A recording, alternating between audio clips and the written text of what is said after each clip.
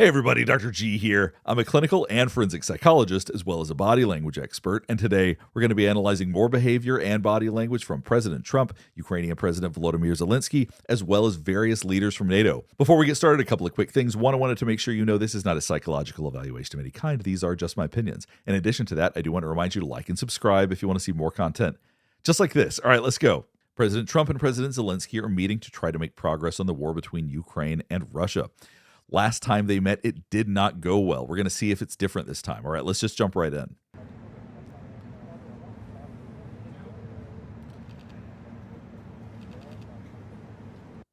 You can already tell before President Zelensky gets out, President Trump doesn't have the same degree of optimism on his face that he had when he was meeting President Putin. He seemed very energetic for that. This seems a lot more measured already. You don't see the big smile. Obviously, he's not clapping. And I get the circumstances are very different, but we're not seeing that same level of energy right here already.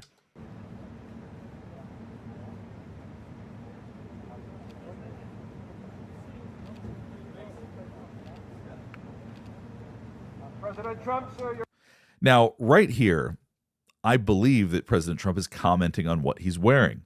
And I think in that sense, this is a little bit of a power play. I talked about how President Putin and President Trump didn't really do power plays with each other, at least in a body language perspective right here. I think that's a little bit different with President Zelensky. Watch this right here.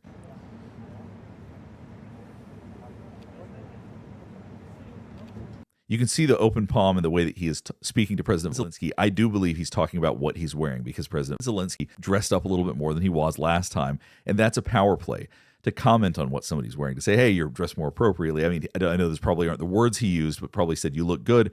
But even commenting in that way is a power play. President Trump, sir, your message to the people of Ukraine as world leaders gather here today. Now you could see President Zelensky stepped to the side a little bit. He gained a little bit of distance. Maybe that's because it's a photo op, but you can see he gained a little bit of distance from President Trump, which could be because of the way the last meeting went. Watch this right here. To the people of Ukraine as world leaders gather here today. Look at the difference in body language right here. President Trump has his arms slack, whereas President Zelensky has his arms out a little bit. He is trying to make his presence a little bit larger. He is trying to be powerful today. I think that is what he's trying to give off. Russia continues.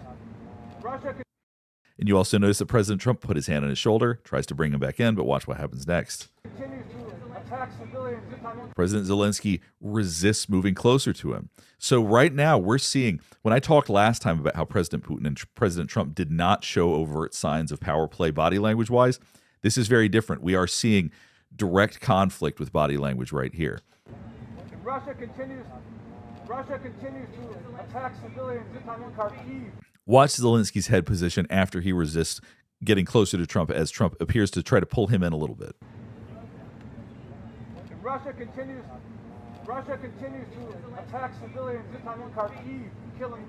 See, looking up a little bit, exposing his neck a little bit more, it's subtle, but in a lot of ways that's a symbol of pride. So in other words, he's putting his nose in the air a little bit, showing he's feeling strong today, showing that he's feeling prideful. So this is an interesting vibe to be setting before they actually start the meeting. Continues to attack civilians in Kharkiv, killing many.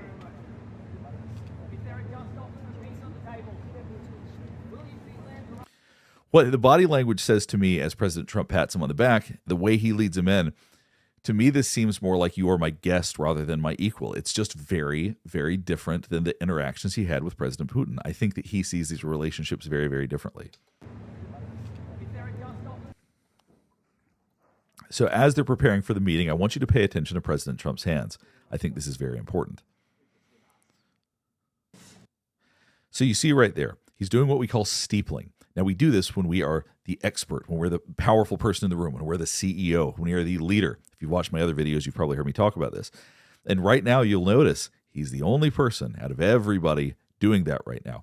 If you watch when President Putin and President Trump were sitting together, they were both alternating it a little bit, but neither one was doing it strongly. But right now, he's the only person doing this. And I think progress is being made. If you pay attention to the hands, you'll notice that President Trump tends to tap his steeple a little bit, whereas President Zelensky is struggling to sit still. You see him moving his hands around a little bit more. I think he's got a lot more anxious energy right now. And I think progress is being made, very, very substantial progress in many ways. We had a good meeting, as you know. So he just said that very substantial progress is being made in many ways. And if you were paying attention, Zelensky moved his legs back. And what that means is that we're gaining distance. For whatever reason, he either doesn't believe it, doesn't like what he's hearing, but he's trying to gain distance as he hears that. I know that's subtle, but when we don't like what we're hearing from somebody or we want to disconnect from them a little bit, we tend to scoot back. We tend to move parts of our body back. Watch this right here. Substantial progress in many ways. We had a good meeting, as you know, just a short while ago with the president of Russia. And I think there's a possibility that something could come out of it. And today's meeting is very important. You saw a big swallow from Zelensky after that.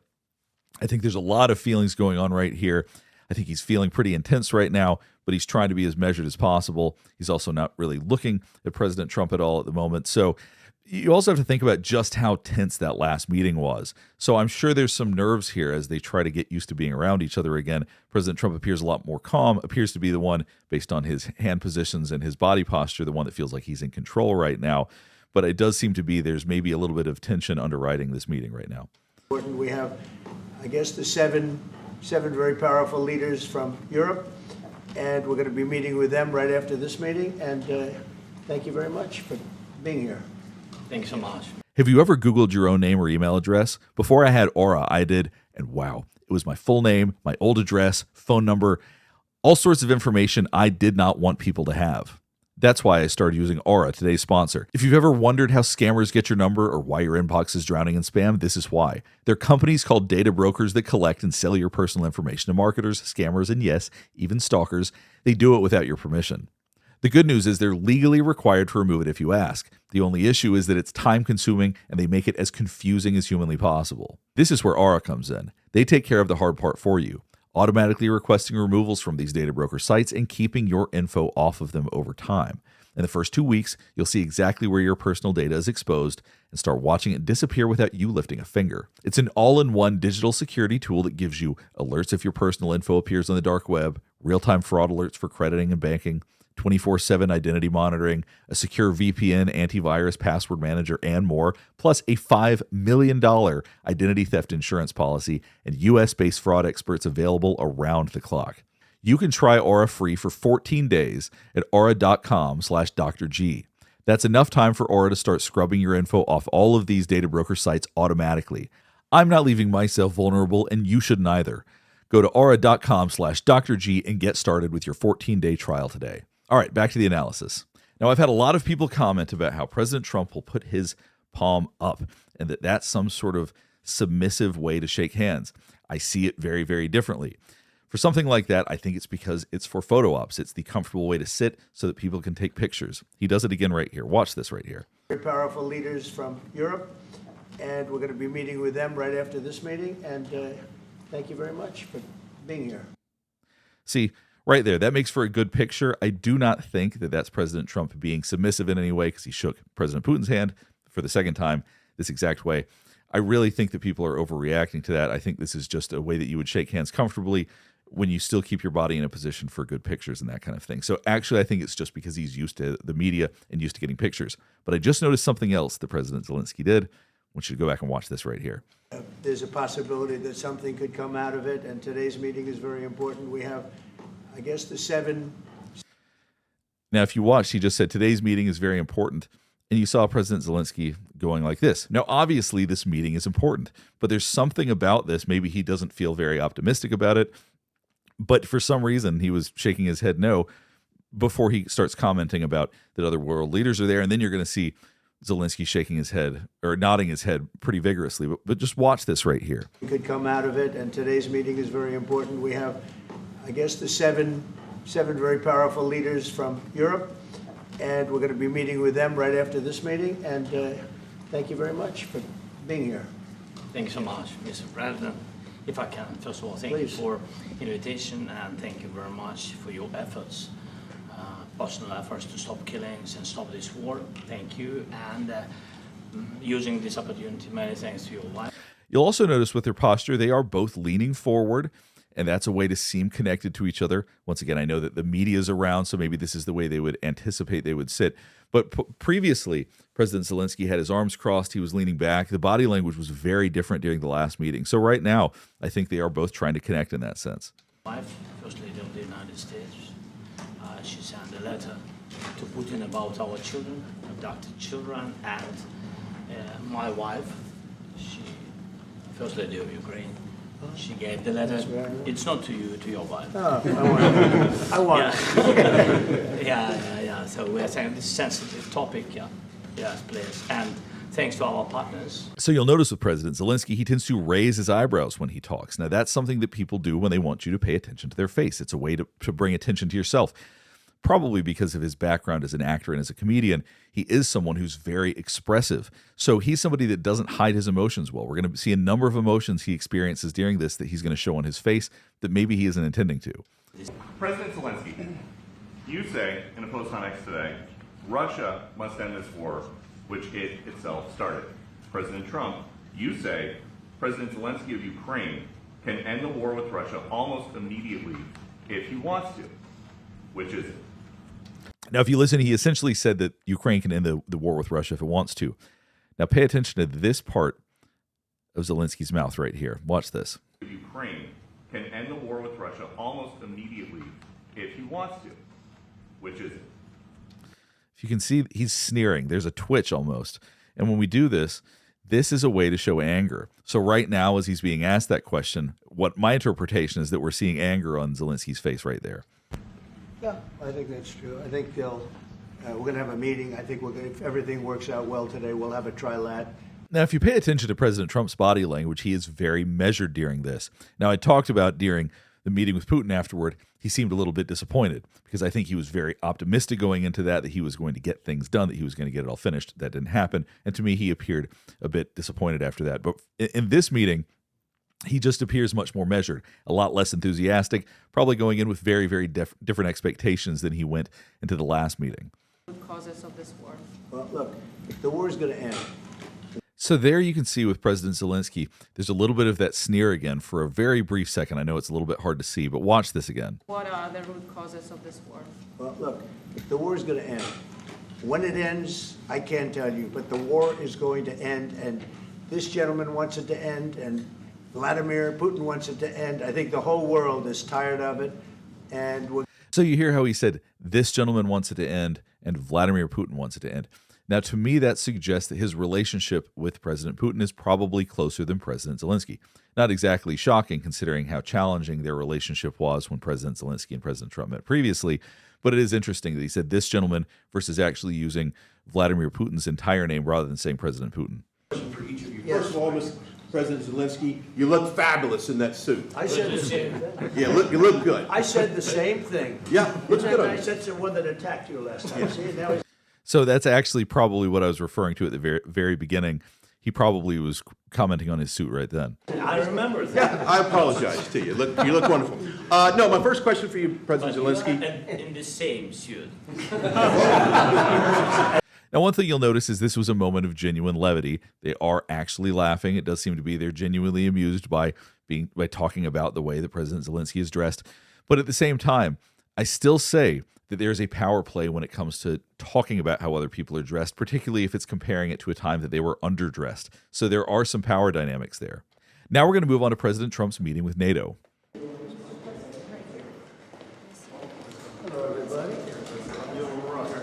Now understand.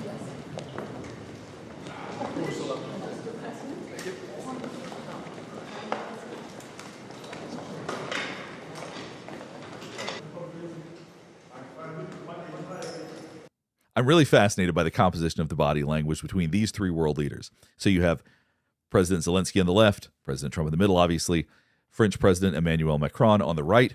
Now, I want you to pay attention to the way that Zelensky's standing, very similar to when he first came to this meeting. So he's standing up very rigidly. His arms are out a little bit. That is a way to appear powerful, keeping your arms out because you take up more physical space. That's just a survival instinct that we have. Then you see President Trump in the middle. He's standing there with his arm slack. This is pretty much how he typically stands when he's in pictures like this, but his arm is actually touching the arm of President Macron. which to me suggests that his relationship with him is closer than President Zelensky. There is literal and physical distance between President Trump and President Zelensky, so I think that that really does represent what their relationship is like, which is probably not very close. I also think it's interesting that President Macron has his hand in his pocket. It could just be that he thinks it looks cool to pose that way. So unconsciously, we're going to interpret somebody that has their hand in their pocket in something like this as someone who is less open than the other two. So I just find this picture absolutely fascinating. Just had the honor of being with President Zelensky and all of the discussions that we've had. We covered a lot of territory, and I spoke indirectly with President Putin today. We're going to call President Putin right after this meeting. Now, if you listen to the way that he's speaking, it sounds so different than after the meeting with President Putin. And I think the reason for that is because he went into the meeting with President Putin with very high expectations that he was going to accomplish something great. He was going to get a ceasefire, something like that. So there was a place to fall from because he had set his sights so high. I don't think he set the same sights for this meeting. So you're not hearing him sound deflated because I think his expectations were very, very different. Thank you very much, Mark. Prime Minister Starmer of the United Kingdom, our friend and my friend, and doing really well. And people like him a lot. We all like him. Everyone knows President Macron of France, who's been with me from the beginning. One of the first people I met as a foreign dignitary, and I liked him from day one. And I like him even more now. That's pretty good. That's unusual. That's a pretty unusual thing. So you could just see President Macron reaching out and touching his arm. The reason we do things like that, the reason we unconsciously do those kinds of touches is to show this isn't just a joke. We actually are close. So I think that there's something real about the fact that they have a good relationship. More now. That's pretty good. That's unusual. That's a pretty unusual thing. Prime Minister Meloni of Italy, who's a really a great leader and an inspiration over there. She's served now, even though she's a very young person, she's served there for a long period of time relative to others. They don't last very long. You've lasted a long time. You're going to be there a long time. And you'll notice that once again, that sort of down, somewhat dejected sound he had after his meeting with President Putin. Right now, he's just building his relationships. I talk about a lot with President Trump that he likes to build relationships. That's very important to him. When he's face to face with somebody, he really uses that to try to build relationships. And that's really what I think he's doing with this meeting at this point. Since everybody showed up, he's trying to make the best of it, trying to build the relationships he has with all of these leaders. Chancellor Merz of Germany, who is very strong person and a very strong leader and very highly respected in Germany. And he's my friend, and it's an honor to have him as my friend. Thank you very much. Very good. You look great with your tan. Where did you get that tan? I want to get a tan like that. President Stubb of Finland, and he's somebody that, where are we here? Where? Oh. You look better than I've ever seen you look. You'll notice he has a compliment for everybody. So once again, he's using this to just build his relationships. But you've done a great job, and we wanted to have you here because you're somebody that we all respect. And you've had a lot to do with the success, I think, and the potential success. And thank you very much for being here. We appreciate it. And the President of the European Commission, Ursula von der Leyen, who is now we're going to skip ahead towards the end of this speech. pretty much a story. I'd like to say, Mr. President, would you like to say something? The leaders are here, and the security in Ukraine depends on the United States and on you and on those leaders who are with us. In our hearts, they have been on. You see how Macron is nodding along. We unconsciously do this because we actually agree with what's being said. So he does seem to really have support from other leaders. There's a lot of people in prison, so we need them back.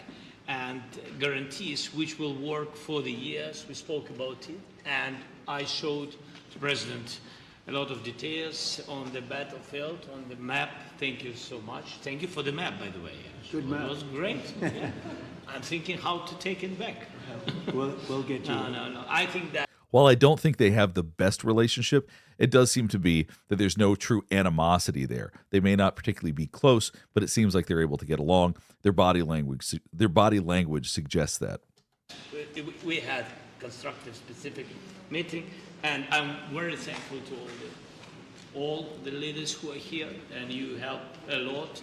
So as you can see, President Zelensky is trying to look at everybody. He uses his hands a lot to reach out and make sure that people feel acknowledged. So he really, truly is trying to connect to people in that way. He does seem to have an awareness of his body language in that sense. And so we're happy that we have such big unity today. Thank you, Mr. President. Thank you very much, for hosting us. Mr. Thank you. President. I think you'll see that President Putin really would like to do something else. I think when we set that up, when we do, I think it's going to be when, not if. I think you're going to see. I want you to pay attention to President Macron's mouth when President Trump is talking about President Putin. We have such big unity today. Thank you, Mr. President. Thank you very much, for hosting us. Mr. Thank you. President. I think you'll see that President Putin really would like to do something else. I think when we set that up, when we See that look right there? I'm not sure that he believes that. I'm not sure that he has a particularly good relationship or is very fond of President Putin based on President Macron's reaction right there. Mark, as head of NATO, maybe you could say a few words, please. Yes, I will be very brief. I really want to thank you, President of the United States, dear Donald, for the fact that you, as I said before, broke the deadlock, basically, with President Putin by starting that dialogue. And I think it was in February that you had the first phone call, and from there we are now where we are today. And that is, I think, if we play this well, we could end this. And we have to end this. We have to stop the killing. Now look how emphatic he is. You see his arm is up on the chair. He's very large right now. He's keeping his hands open.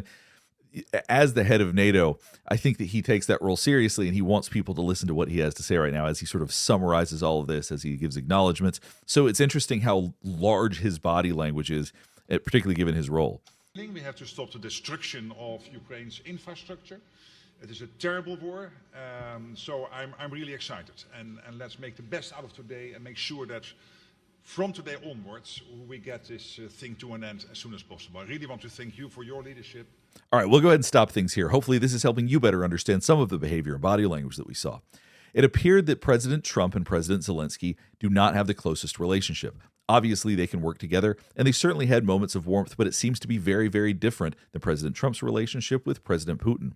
To me, this appeared like a meeting rather than an event. So the energy around it was very different. When President Trump met President Putin, it was an event. He was celebrating the possibility of the end of the war. Now this seems more like a typical meeting. So the behavior around it all was very different. And I think the expectations from President Trump were also very, very different.